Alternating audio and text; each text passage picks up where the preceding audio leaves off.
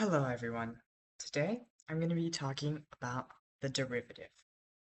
But first, I want to talk about what a derivative is. So a derivative is a fundamental principle in calculus, and it is basically the instantaneous rate of change, or how fast a graph changes at a single point. Okay, so for example, if we have a graph and we have a line, we have a point right here. The instantaneous rate of change, the slope at that point, is going to be the derivative of the function at that point. Okay, how do we find a derivative though? Well, we can recall that slope, to find a slope, we do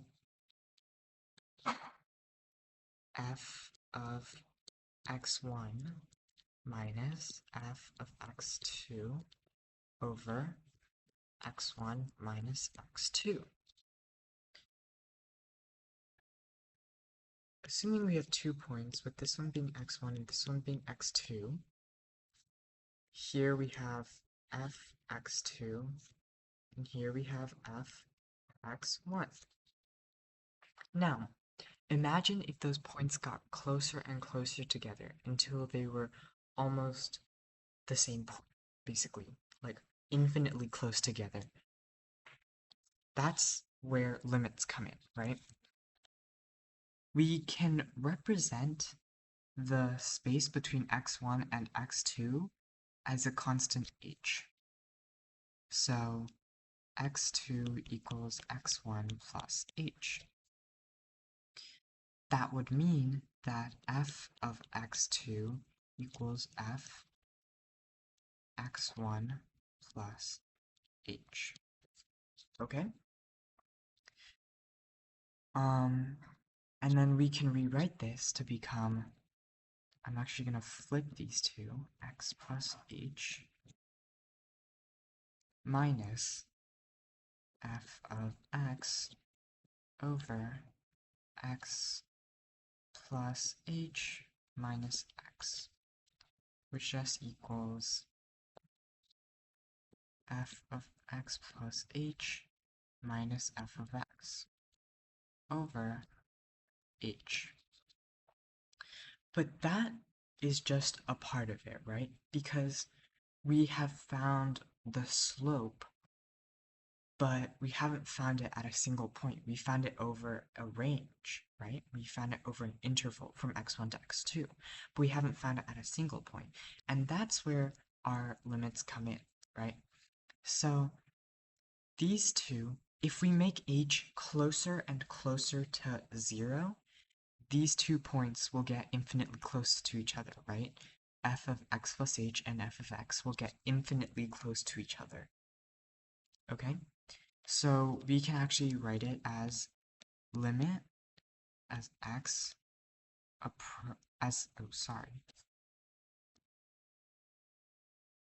as h approaches 0, so that the points are getting closer and closer together. It can be f of x plus h minus f of x over h. But we see that we actually have an h in our denominator, and since h is getting close to 0, we can't actually solve it just yet. So now what we do is, this is our derivative formula, right? This is the limit definition of a derivative, and we can use this to solve some problems. So how about you try one first? Can we find the slope of a line at when f of x equals 2x cubed at x equals 0? So pause the video and take a moment to figure this one out on your own. Okay, so our given equation is f of x equals 2x cubed. let's write it in our limit notation, which is limit as. Then we can rewrite f of x as f of x plus h, which equals 2x plus h cubed. The limit would be 2x plus h using the formula given above, minus f of x, which is 2x cubed, divided by h. This becomes limit as h approaches 0 of 2 times x cubed plus 3h squared x plus 3x squared h plus h cubed minus 2x cubed divided by h. Now, we can cross some things out, right? Because as h approaches 0, we have 6h squared x plus 6x squared h plus 2h cubed divided by h. And we see that we can actually cross out the h's, right? Like here, here, here, here. So then you're left with 6hx plus 6x squared plus 2h squared. Limits as well. This equals to, when you put h in, these two cancel out, and you're just left with 6x squared, which is the derivative. Now, when you're trying to find the slope at a certain point using this derivative, you will plug in that number, which equals 0. So that would be your slope at x equals 0. Okay, great. Now let's do another one. How about we try when f of x equals x squared minus 4 at x equals... how about at x equals 2? So pause the video and then try to figure this one out on your own first. Okay, so first let's turn f of x equal into f of x plus h, which is x plus h squared minus 4. Then we can put this into limit notation, right? X plus h squared minus 4 minus x squared minus 4 all over h. This equals limit as h approaches 0 of x squared plus 2hx plus h squared minus x squared over h. These two cancel out. We're left with the limit as h approaches 0 of 2hx plus h squared over h. Since the h's cancel out, we have the limit as h approaches 0 of 2x plus h.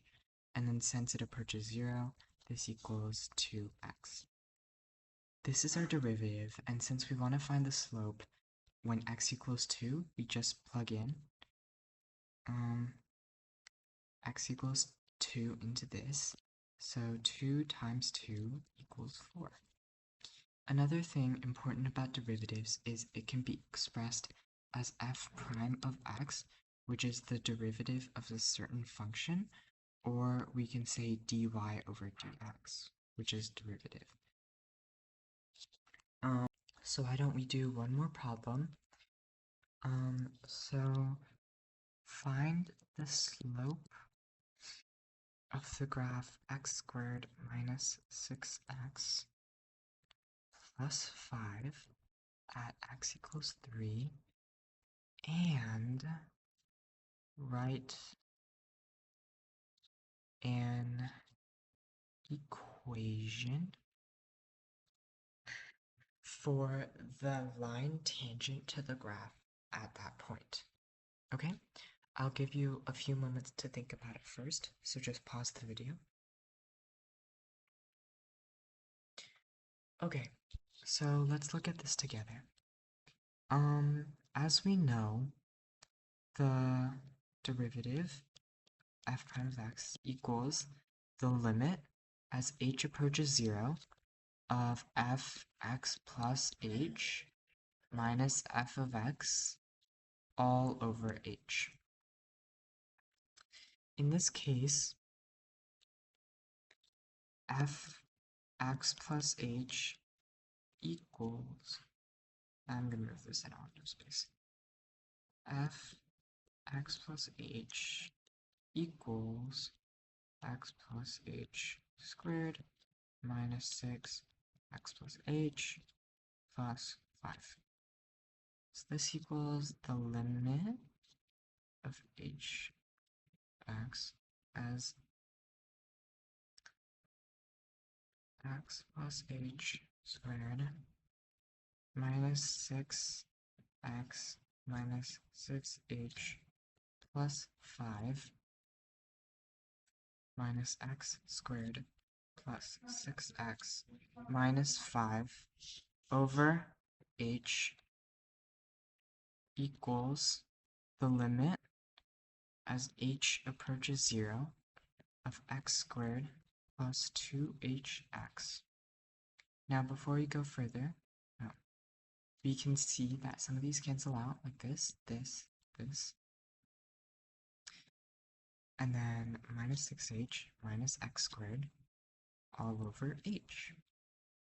We can cross some more things out, and it eventually becomes the limit as h approaches 0 of 2hx plus h squared minus 6h over h. And then this cancels out, so then the limit as h approaches 0 of 2x plus h minus 6 equals 2x minus 6. So then f prime of x equals 2x minus 6. So then if we want to find the slope at x equals 3, we just simply do f prime of 3 equals 6 minus 6, which is actually 0. Now that we have that,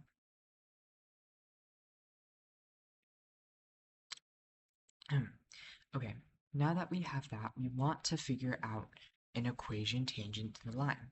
Well, we know the slope at the line, and we can actually use point slope form.